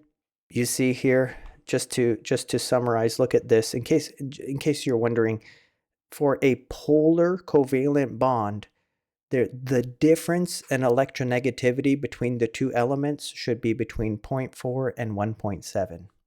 For a nonpolar bond, the difference has to be less than 0.4. And for an ionic bond, the difference is very large. It's greater than 1.7. So here the difference between nitrogen and hydrogen is 3 minus 2.2, or 0.8. 0.8 falls between this range right here. So this means that it will form polar covalent bonds. And why do 3 hydrogen atoms bond with 1 nitrogen? Well, because nitrogen needs 3 more electrons, and each of the hydrogens brings 1 with it. So I would say the answer is D. Covalent bonds form 3 hydrogen atoms, and that is the correct answer choice. Next, let's discuss water in a little bit more detail. Recall that water molecules are polar, and that water molecules form these weak hydrogen bonds with adjacent water molecules. You see these dots right here, all these little series of dots. Anytime you see little black dots in a line, they're referring to hydrogen bonds, weak bonds between water molecules, or just weak bonds between any polar molecules form hydrogen bonds. The hydrogen bonds that hold water molecules together give water a collection of important unique properties. These emergent properties of water make it essential for all life. Remember that water is essential for life, and most of a cell's weight is actually water weight. Remember, I defined cohesion for you earlier? Water molecules stick to one another. So cohesion is the tendency of water molecules to stick to one another. Cohesion between molecules on the surface of liquid water give it surface tension. And here you can see this water strider insect walking across the water, walking on top of water by not breaking those hydrogen bonds. By moving quickly, this surface tension remains unbroken. Another property of water we should be aware of is adhesion. Water molecules form hydrogen bonds not just with other water molecules, but with other molecules. This is known as adhesion. And adhesion is so important for life on Earth. In fact, the fact that water can travel up the roots of a tree, like this palm tree here, water is pulled through adhesion up the tree trunk all the way up to the leaves, where it then leaves the tree through evaporation. So, water molecules are drawn up from the roots through the trunk through the leaves as they are pulled from evaporating molecules in the leaves. And this would not be possible without this property of water, adhesion. Water is also an amazing solvent. You know what a solvent is? A solvent is a chemical that dissolves other substances. In fact, there's a term we should know. Solvents dissolve substances, while solutes are the substances they dissolve. So for instance, here, if this is sugar, then the water is the solvent, and the sugar is being dissolved, so it is the solute. And water is amazing at dissolving any substance that's polar. Remember, it has partial charges, or is ionic, which means it has full positive or negative charges. So any kind of polar, solute, or ionic entity can dissolve in water. And by the way, polar solutes and ions, because they can dissolve in water and because they have charges, they are called hydrophilic substances or water-loving substances. Again, when you see this term hydrophilic, that means mixes with water or gets dissolved in water, and that's because of charges, either partial charges or full charges. Let me take you to the board and explain how a polar solute known as ammonia is dissolved in water. Why would a polar solute like ammonia, NH3, why would that dissolve in water? Let me show you. Now what I've drawn for you here is the Lewis dot structure of ammonia, nitrogen with 3 hydrogens, NH3, ammonia. Now let me ask you this, ammonia, is it a polar molecule or a non-polar molecule? How would you figure that out? Well, do you remember electronegativity, right? Is nitrogen to the right of hydrogen, where I told you hydrogen should be? Hydrogen should be right on top of carbon. Nitrogen is to its right. That means that nitrogen is actually more electronegative than hydrogen. Nitrogen's greedier. So where do those electrons spend more of their time? The electrons are being hogged by nitrogen, and do you remember electrons have a negative charge? So the negative charge is being drawn to the nitrogen. The nitrogen develops what? A partial negative charge, leaving the hydrogens with a partial positive charge, okay? So again, let me ask you this. Are these polar covalent bonds between the hydrogens and the nitrogen, or are these non-polar covalent bonds? These are polar covalent bonds because of the uneven sharing, because nitrogen is more electronegative than hydrogens. And so this is a polar molecule. Ammonia is a polar molecule. So what does that mean for you? Why do we care? Well, let me ask you this. What do you think happens if a water molecule comes along? Let me ask you this. Think about this. Water. Remember, water is polar. The hydrogens have a partial positive charge, and the oxygen has a partial negative charge. Can that water molecule stick? Can it stick to ammonia? The answer is yes, right? Remember, opposites attract. This nitrogen is partially negatively charged. This hydrogen on the water is partially positively charged. Can they stick to one another? Yes. And what are these that I just drew? What are these little dots? That denotes what? A hydrogen bond. That's right. Hydrogen bonds can form between the hydrogen of water and the nitrogen of ammonia. And what if another water molecule was over here? What part of that water molecule would interact with the hydrogens of ammonia?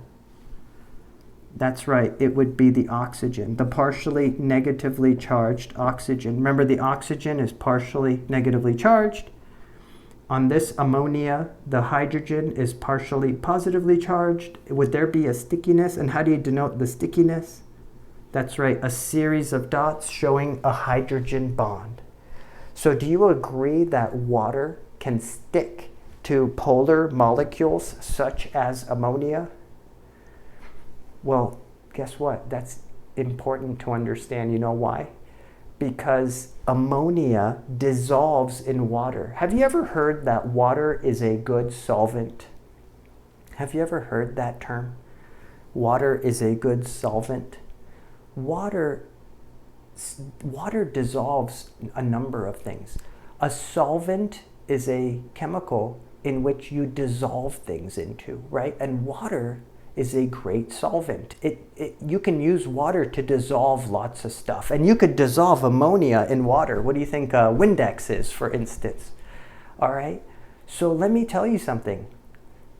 Anything that water can stick to and make hydrogen bonds with is something that it can be dissolved in water, okay? Water can dissolve any substance that's polar or charged. Isn't that neat? For example, sodium ion, Na+, sodium ion. Do you think water could dissolve sodium ion, Na+? And how? What part of the water molecule would dissolve sodium ion? That's right, it's oxygens, right? The partially negatively charged oxygen of water would form a hydrogen bond with the sodium. So water can dissolve sodium. What about chloride? Chloride is Cl-. Can water dissolve chloride? Yes. And what part of the water would stick to the negatively charged chloride? That's right, the hydrogens. So if I had a water molecule here, the partially positively charged hydrogen would hydrogen bond with the chloride. Isn't that neat? So do you think chloride can be dissolved in water? The answer is yes. As a rule of thumb, you know what I like to say, if water can stick to a molecule or an ion, water can dissolve that molecule or that ion. So what kinds of substances can be dissolved in water? Again, water can dissolve anything that's polar, that means it has partial charges, or charged, that means ions, either cations, positively charged ions like sodium, or anions, negatively charged ions like chloride. Isn't that neat? So this is why water is not a universal solvent. You ever tried to dissolve oil in water? What happens when you try to dissolve oil in water? That's right, they separate. Water can't dissolve oil. They separate out, right? Oil and water separate. So let me ask you this before I show you. What property do you think oil has that doesn't allow water to stick to it? That's right, it's nonpolar, right? Oil is nonpolar. Fats are nonpolar. Waxes are nonpolar. These types of substances don't dissolve in water because they are nonpolar. So I'm going to show you an example just right next. Welcome back. So now we know why hydrophilic or water-loving substances, now we know why they dissolve in water. It's because they have some kind of charge. Polar substances have partial charges while ions have full charges. But I told you in the video that I'm going to explain now how hydrophobic or water-fearing solutes, the reason why they fear water, the reason why they don't mix with water and they can't be dissolved in water. These substances include things like lipids, you know, the fats, waxes, things like that. And just a little heads up, this is because they are nonpolar molecules. Remember, nonpolar molecules contain nonpolar covalent bonds. This was why? This was because they had sharing of electrons that was even. Like methane. Do you remember methane, CH4? In methane, the electrons are shared evenly between carbon and its 4 hydrogens. So let me take you to the board to explain just why methane and other non-polar molecules will not mix in water and they can't be dissolved in water. All right, now I'm going to draw a molecule on the board and I want you to try to remember what this molecule is. So it's a carbon with 4 hydrogens attached. Do you remember this from Chapter 2?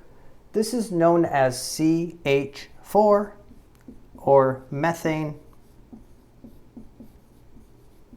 Now let me ask you this. If water were to come by, like a little water friend, right? A little water molecule. Remember that water is a polar molecule, meaning it has a partial negative charge on the oxygen and it has partial positive charges on the hydrogens, right? Now let me ask you this, okay? I showed you how water interacts with ammonia and with sodium cation and chloride anion. Now, how would the water molecule interact with methane? Let me ask you this. Is methane a polar molecule with partial charges, or is it nonpolar? carbon and hydrogen have roughly the same electronegativity. This means that when they share these electrons in the covalent bond, they share the electrons evenly. And anytime you share electrons evenly in a covalent bond, that forms a non-polar covalent bond, and partial charges do not form, right? So let me ask you this. Is there a partial positive charge on the hydrogen, or is there a partial negative charge on a hydrogen? Is there any kind of partial charges on a methane? The answer is no. There's no kind of charge at all. There's no charges at all. There's no partial positive. There's no partial negative. There's no full positive or full negative. There's just no charge whatsoever on methane because it's a nonpolar molecule. So now let me ask you this. Do you remember how water stuck to the other molecules we just talked about? Well, the hydrogens have a slight positive charge, right? So what do the hydrogens want to stick to? They want to stick to anything negative, anything negative. Does methane have any negative part? No. What about the oxygen of water? Look at the oxygen of water. It's partially negative. That means it'll stick to anything with a positive charge. A partial positive charge, a full positive charge, it doesn't care. As long as it's a positive charge, the oxygen will stick to it, right? Does methane have a partial positive or a full positive charge anywhere? Does it have any kind of charge anywhere? The answer is no, right? So let me ask you this. What part of water would want to stick to methane? Trick question, right? No part, right? The hydrogens are looking for something negative to bind to. The oxygen is looking for something positive to bind to. And remember what I said just a little bit ago? If water can't stick to a molecule, water can't dissolve that molecule. Does that make sense? So again, water can't stick to methane because methane's nonpolar. It has nonpolar covalent bonds. And so there's no charges and there's nothing for water to stick to. And if water can't stick to you, water can't dissolve you. Isn't that neat? Now let me tell you this. What substances do you know of that water cannot dissolve, that separate? Well, how about water and oil, right? Oil. How about water and fats, like butter and things like this? Oil's a type of fat, but oil, other fats, most of the lipids, waxes, okay? Well, think about this. Think about this. Oil, fat, lipid, wax. These substances do not bind to water. They do not dissolve in water. And what do you think these have in common? What property do you think these have that prevents them from mixing in water and being dissolved in water? Well, they are just like methane. They are non-polar molecules. They don't have charges, right? And because they don't have any charges, water doesn't know how to stick to them. And so they separate like oil and water. Isn't that neat? And by the way, before I let you go to the next concept, these fats and oils are known, these waxes, these lipids are known for being big old molecules made almost entirely of carbon and hydrogen. Isn't that neat? So oils, fats, waxes, these are just big molecules made almost entirely of carbon and hydrogen. And remember, when you have carbon and hydrogen in a molecule, those bonds are non-polar bonds. So that's most likely going to be a non-polar molecule. Isn't that neat?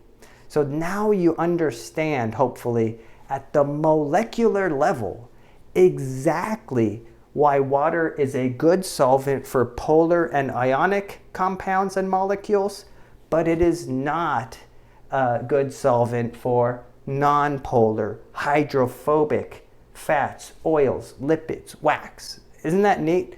So let's move back to the computer for more lecturing. Now let's talk about another property of water, and that is water's ability to regulate temperature. It turns out the hydrogen bonds between water molecules make water resist changes in temperature. This makes water slow to cool and slow to heat up. Have you ever noticed when you try to boil water, it takes forever? They say a watched pot does not boil. Well, that's because water is, it takes a lot of heat to change the temperature of water. This is also why on coastal regions, think about like San Diego on the beach. These regions have milder temperatures than landlocked regions, and it also explains how sweating cools the body. So, thank you to water for its ability to regulate temperature. Another important property of water you should know about is that when water freezes, it actually becomes less dense, and this is why ice floats. You can see here in liquid water, when the water molecules are liquid, they're moving around. And notice they're trying to make these hydrogen bonds between the partially negatively charged oxygens, shown in red, and the partially positively charged hydrogens, shown in gray. Remember, hydrogen bonds are trying to be formed. But when water cools and starts freezing, look what happens. Those water molecules spread out nicely. And this is what they mean by becomes less dense. That's what density is, by the way. Density refers to how many molecules take up a particular amount of space. And notice how when molecules spread out like this, then fewer molecules take up the same space. And that's what less density means. Okay, so water, you should know that water becomes less dense when it freezes than when it's liquid. This is why ice floats. And why is that important? Well, this is important on the planet Earth because if you're thinking about the North Pole or the South Pole, in large bodies of water, a top layer of ice forms and it provides insulation and keeps the rest of the water from freezing underneath, allowing life to continue. See how these fish and this turtle, they continue to live underneath the frozen sea, right? Because the sea only freezes at the surface. And again, this is because of water's ability to become less dense when it freezes. Another important property of water. Water participates in chemical reactions needed for life. In fact, every single biological molecule requires water to build and break down that molecule. So think of DNA. DNA is those DNA strands are made by using water or removing water. Polysaccharides, sugars are made by adding water or removing water. Fats are made by adding water or removing water. Proteins are made by adding water, removing water. Without water, life would not exist. So that takes us to clicker question number 3. Which property contributes to the high surface tension of water? A, hydrogen bonding. Yes, definitely. B, polar covalent bonds. Well, it does contribute because polar covalent bonds in the water molecules themselves are responsible for those partial charges. Cohesion, C, remember that's the stickiness of water to one another because of those hydrogen bonds. And D, polar covalent bonds and cohesion. I would say it's all the above, isn't it? E, all the above. And that is correct. How about this mastering concept here? Differentiate between hydrophilic and hydrophobic molecules. Remember hydrophilic molecules? they mix with water, they can get dissolved by water, and this is because they have either a partial charge, this means they are polar, or they have a full positive or negative charge. This means that they are an ion. Hydrophobic molecules, on the other hand, remember like methane, these molecules do not mix with water. Water does not dissolve these molecules, and this is because they are nonpolar. They form nonpolar covalent bonds, such as methane. We also talked about lipids, including fats and waxes and things like this that are not going to mix with water because they don't have any kind of charge. Next, the pH scale. Did you know different solutions have a different pH value? You probably heard of neutral pH or neutral solutions. You've probably heard that water is neutral. You've probably also heard of acids and bases. So, what makes for a solution to be neutral versus an acid versus a base? What is it about that solution that makes it, one of those properties? So, let's talk about that next. Well, take a look here at this graphic. Acids, acids include things like lemon juice, sodas, tomato juice, coffee. Bases, on the other hand, include things like bleach, ammonia, and soap. And neutral substances include pure water. And in fact, your own blood and tears are close to neutral at around 7.3 to 7.4 pH. This is known as physiological pH because it's the pH of your body, the physiology of your body.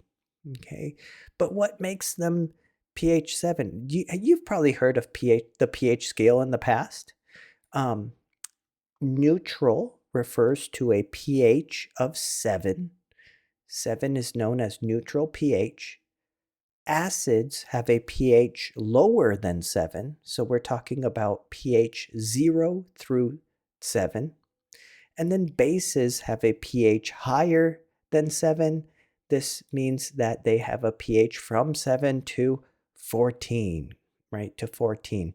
The pH scale spans from 0 to 14. And what does it refer to? Why is the pH scale from 0 to 14? And what does it mean to have a pH of, let's say, 1? And what does it mean to have a pH of, let's say, 13? What is really different in these solutions? Well, simply put, for this course being a 1408 course, I'm going to simplify this concept. Simply put, at pH 7, there is an equal concentration of protons, H plus. H plus refers to protons, and OH minus. OH minus refers to hydroxide ions. So at pH 7, we have an equal concentration of H plus and OH minus. If we have an equal concentration of pluses and minuses, then what is the net charge? Can you beat Wicket? That's right, Wicket. That means that it's a neutral solution because for every plus you have a minus. Solutions that are neutral have the same concentration of H plus and OH minus. That means the H's, the pluses and the minuses cancel out and form a neutral net solution. Isn't that interesting? However, acidic substances such as, stomach acid, lemon juice, things like this, acidic substances have more protons, they have more H plus, and they have fewer OH minus. They have fewer OH minus. This means that the solution has a plus charge to it. It has a positive charge to it. Whereas down here, look at this, a base such as bleach, these solutions have far fewer H+, very few H+, and many more OH-. So it's a net negatively charged solution. Does that make sense? So neutral pH at pH 7, you have the same concentration of H+ and OH-. At acidic pH, you have a high concentration of H+ and a low concentration of OH-. And at basic pH, you have the converse. You have low H+ and high OH-. And by the way, this scale is known as a logarithmic scale. So every pH, every jump in pH, look, okay, at pH 7, you have 10 to the minus 7 moles of H+, of protons. Whereas at pH 6, you have 10 to the minus 6 moles of protons per liter. At pH 5, you have 10 to the minus 5 moles of protons per liter. So what if I asked you this? At pH 3, what is the concentration of protons, H+, in the solution? Can you beat Wicket?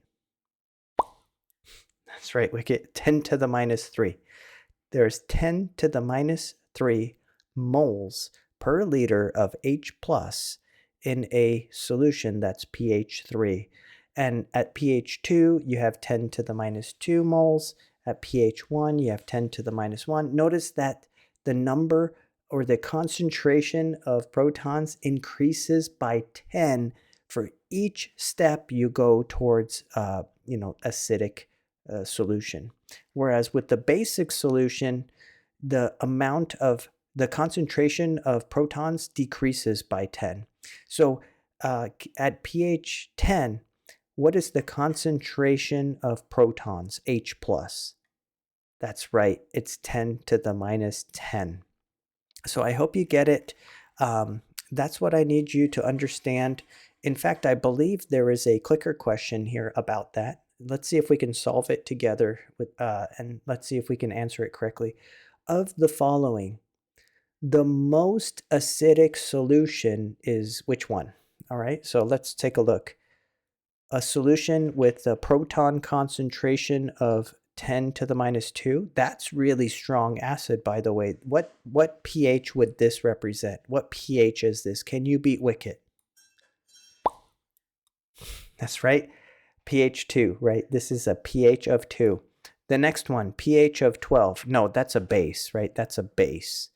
The next one, the proton concentration of 10 to the minus 14. What pH would this be? That's pH 14. That's a strong base.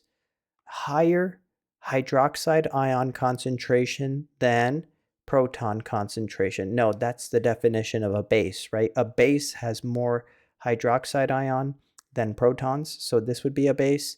And then a pH of 3. Well, which one's the most acidic? Can you beat Wicket? That's right, Wicket. It would be A, right? A proton concentration of 10 to the minus 2, because that would refer to a pH of 2. Very strong, very strong. Something like a stomach acid would be a pH of 2. That's about the level of detail I'd want you to know in a Biology 1408 course about pH. But if you really, really want to nerd out about pH, I have a video. I'll link it above right now as a card above, where I go into a great level of detail about pH. And if you're interested, you could watch that and learn all you ever wanted to know about the subject. So let's keep going to the next topic here. Now, moving on from water, let's talk about carbon a little bit. Molecules that contain carbon and at least one hydrogen are known as organic molecules. So any organic molecule has to contain carbon and at least one hydrogen. Methane is a simple organic molecule. Remember methane? It has a carbon with 4 hydrogens bonded to it. This is a simple organic molecule. Let me ask you this. Do you think carbon dioxide, CO2, is an organic molecule? I'll let you think about that. Let's see if you can beat Wicket. That's right, Wicket, who's, by the way, in his little bed right now over there. Wicket said that CO2 is not an organic molecule. Can you think of why? Well, it has carbon in it, but it does not have at least one hydrogen, right? So CO2, carbon dioxide, would not be an organic molecule, while methane, CH4, is a organic molecule. And these organic molecules are biologically important. They make up your cells. They make up the organelles in your cells. For instance, you have sugars known as carbohydrates. You have proteins. You have DNA and RNA. You also have fats, which are included inside of the lipid group. You have waxes and such. These are all examples of what are known as biomolecules, organic molecules that make up life. And here are the big biomolecule classes on the right here. So like I said, these biomolecules make up your cells. You have carbohydrates, which provide quick energy. They can also support cells and organisms and store longer-term energy. Proteins, which carry out nearly all of the actual work inside of a cell. The DNA and the RNA, which store genetic information and transmit that genetic information to the next generation. And lastly, you have the lipids, which do a myriad of different functions, from storing energy to being part of membranes to stabilizing membranes, serving as steroids and sex hormones, and providing waterproofing for our bodies. There's a lot of different functions that these different biomolecules have to make our cells work. These organic molecules are made up of building blocks called monomers. A monomer is a single unit of either a carbohydrate, a protein, or a nucleic acid. These monomers, again, you can think of them as building blocks. These monomers join together to form polymers. These are large structures of conjoined monomers. Here you can see an example of a polymer of sugar. Each little green hexagon here represents a single unit of sugar, or a monomer of sugar, also known as a monosaccharide. And notice how these sugars are linked together to form a polysaccharide. A polysaccharide is a polymer of carbohydrate or sugar. Another term for carbohydrate is sugar. Proteins are polymers of the monomer called amino acid. See, each one of these that has a little R group, each one of these is an amino acid. And see how these three amino acids are linked to one another? A chain of amino acids linked to one another is a protein.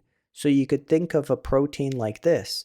The monomer is called an amino acid, while the polymer is known as a protein or polypeptide. These are known as the nucleic acids. Have you ever heard of DNA and RNA? These are both nucleic acids, and they are also made up of monomers. You see here, this box circles the monomer here. This box surrounds a particular monomer. So there's one monomer down here called the U or uracil. The next monomer is a G. The next monomer is a C, and the next monomer is an A. This is the genetic code. And each one of these monomers is called a nucleotide. And those nucleotides link to other nucleotides to form the nucleic acid, DNA or RNA. So again, the monomer for nucleic acids is called a nucleotide. That's the building block.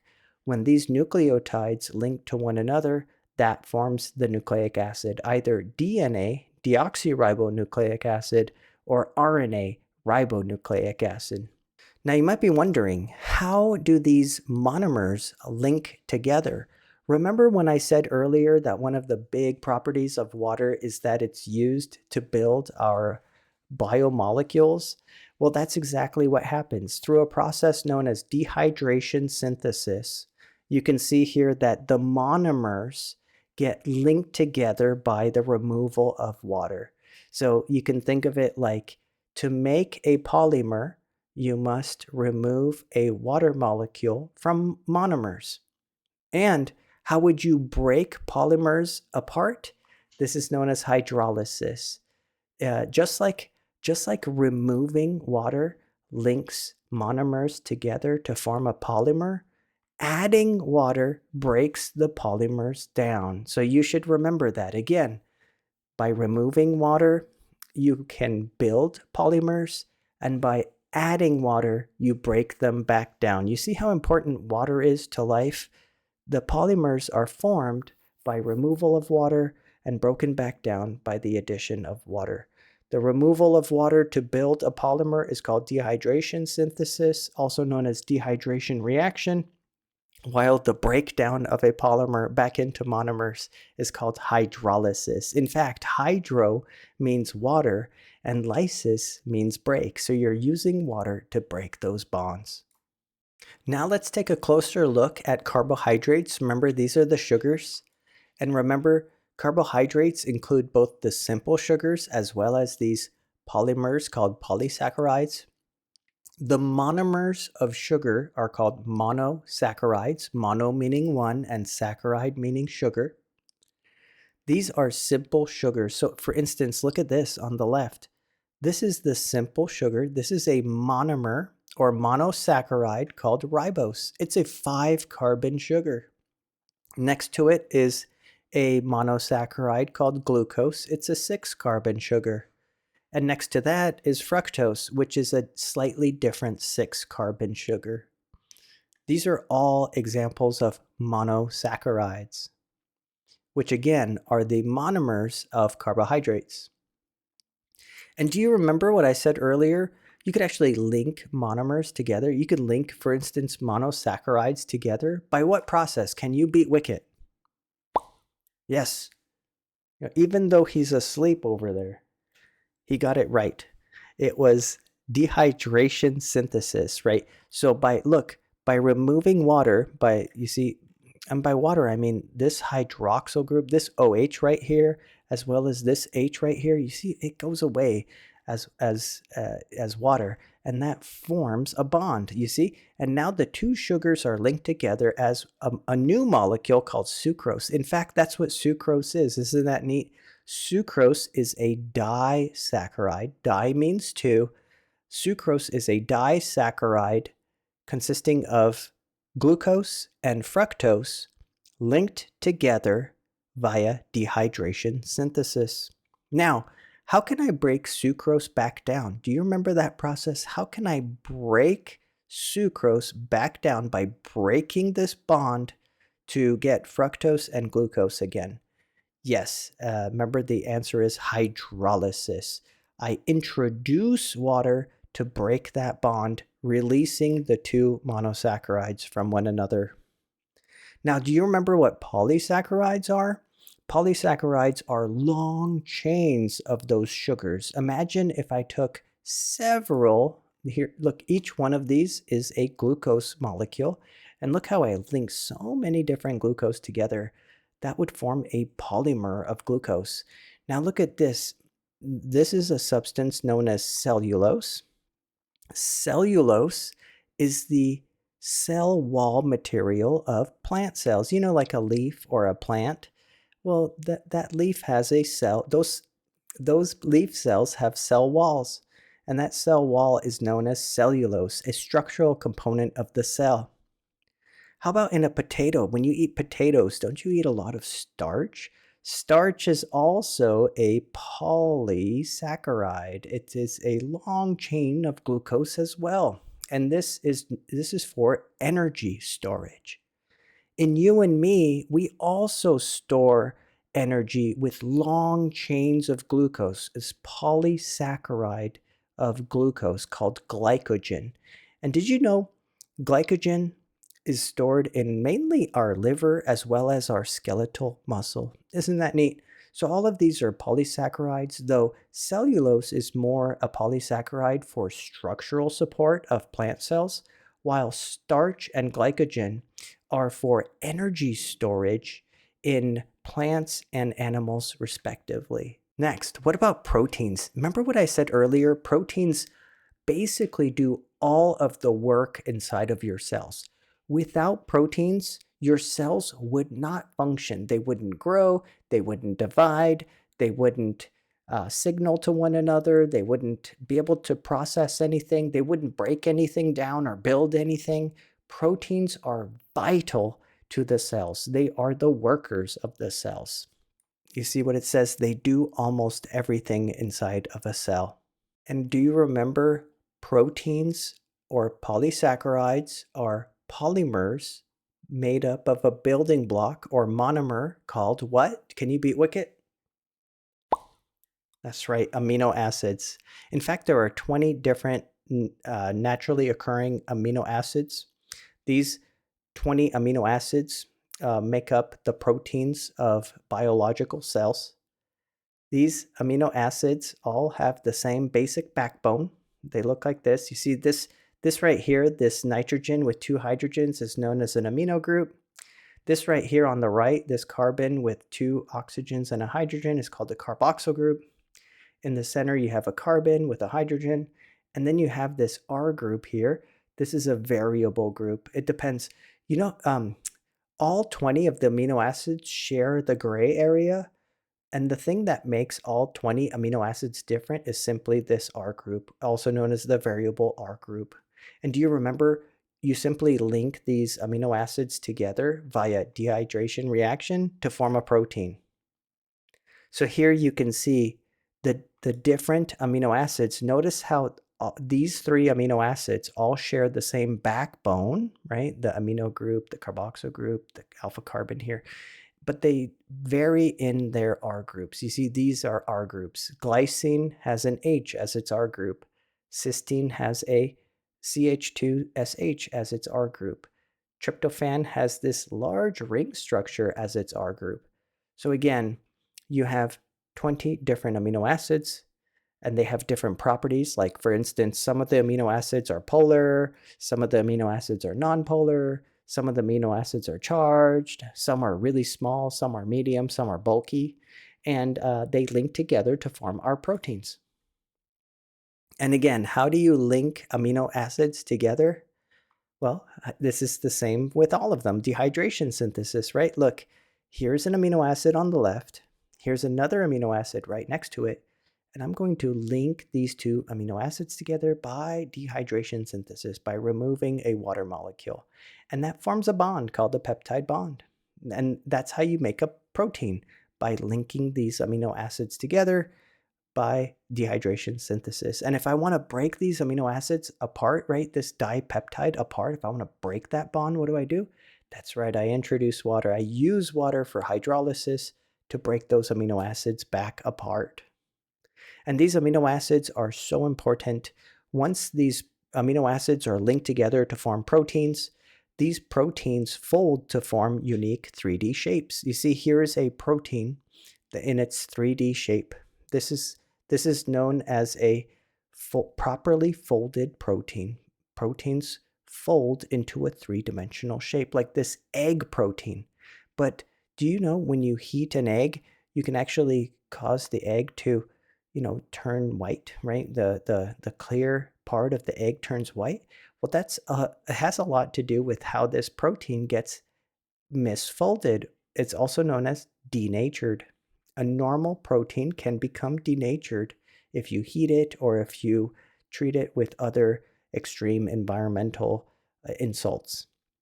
So again, protein is a long chain of amino acids which needs to fold correctly into the proper protein structure. However, this protein structure can get disrupted by things like heat or acidic environments, basic environments, salty environments, and things like that can destroy these proteins by causing them to misfold. And lastly, we have these nucleic acids. Remember DNA and RNA? DNA standing for deoxyribonucleic acid, which is usually double-stranded, like this example here in the middle, and RNA, which is usually single-stranded, like this example on the right. DNA and RNA play a large role in transmitting heritable information from cell to cell, parent to offspring, etc. Right? That's the heritable material that give us ultimately our traits. And here's something interesting. You know how your genes are made up of DNA and you inherit your genes and those genes give you your traits, right? Well, actually, I want you to know that the main purpose of a gene, a DNA gene, is that it codes for a specific protein in the cell. So for instance, in your pancreas, you have, your insulin gene, and that insulin gene codes for the insulin protein. And that is how your pancreas knows how to build the insulin protein to regulate your blood sugar by reading the insulin gene. So you can think of your genes as blueprints for building of proteins. And the proteins are what make your cells and your body work. And again, do you remember that these nucleic acids, DNA and RNA, are also made up of building blocks or monomers? These monomers are called nucleotides. Nucleotides. And each nucleotide has 3 components. This is a nucleotide. This is a building block of DNA or RNA. And I want you to remember it has 3 building blocks. This yellow group here called a phosphate group. This green part here called a deoxyribose sugar for DNA or a ribose sugar in RNA. And then lastly, this nitrogenous base right here. This blue ring structure is called the nitrogenous base. And that's what gives the code to the genetic code. Do you know how DNA has a code? There's A's, G's, C's, and T's. Well, that's encoded for right here in this blue area. And in RNA, there's a little bit of a difference we'll learn about later on. Instead of T's, RNA uses U's. So RNA has the code A, G, C, and U. U instead of T. Oh, here it is actually. So we see those nitrogenous bases.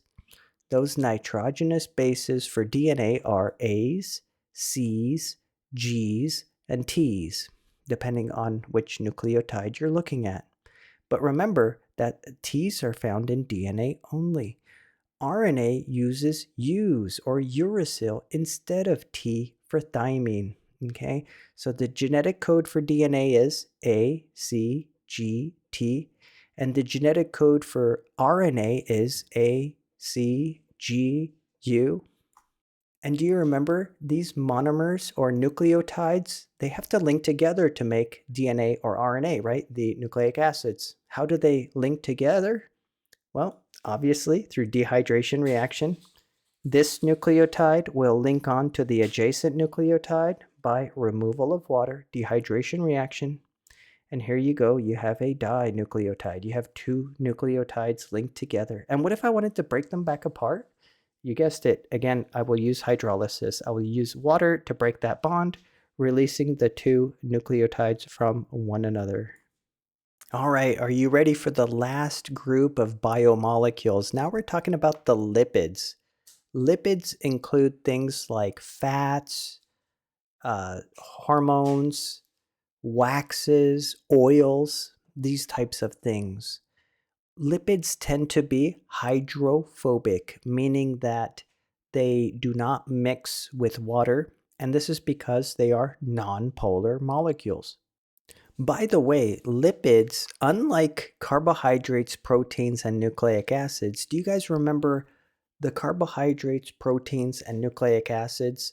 They all link together. Remember the building blocks link together, the monomers link together to form polymers? Well, here with lipids, there are no polymers. We don't have long chains of lipids, right? So this is the only biomolecule where monomers do not link together to form polymers. Instead, each individual lipid serves as its own functional unit. So here are some classes of lipids. First of all, we have the triglycerides, which are the fats and the oils.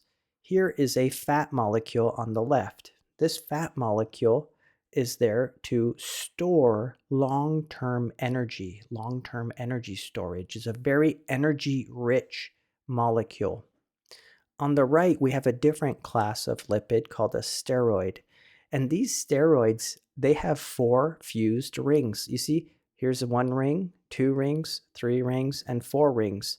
These 4-ring structures are known as steroids, but they're also known as hormones. So for instance, testosterone is a steroid hormone. Estrogen is a steroid hormone. Cortisol and cholesterol are steroid hormones. And I would like you to know the components of a fat molecule. This right here is a fat molecule, and it's composed of this headpiece. You see in mustard color up here, this headpiece is called glycerol. It's a 3-carbon molecule. And if you notice, attached to glycerol are these long tails, these carbon-hydrogen tails. And these tails are known as fatty acids.